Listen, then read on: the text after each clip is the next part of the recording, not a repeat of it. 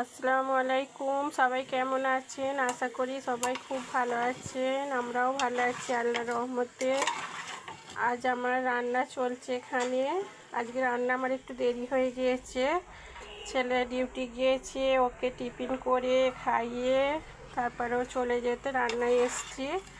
আজকে আমার রান্নার মেনু হচ্ছে থোর দিয়ে চিংড়ি মাছ দিয়ে একটা তরকারি করছি। আমি থোর, চিংড়ি মাছ, আলু, টমেটো দিয়ে এটা তরকারি করছি। এটা আমার বাড়িতে ভীষণ পছন্দ করে সবাই, আমার ছেলে মেয়ে, আপনাদের দাদা সবাই পছন্দ করে।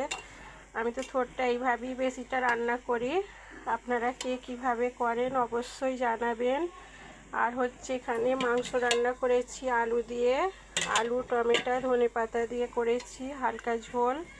ওটাও ভীষণ পছন্দ আমাদের। আজ আমার এই মেনু হচ্ছে।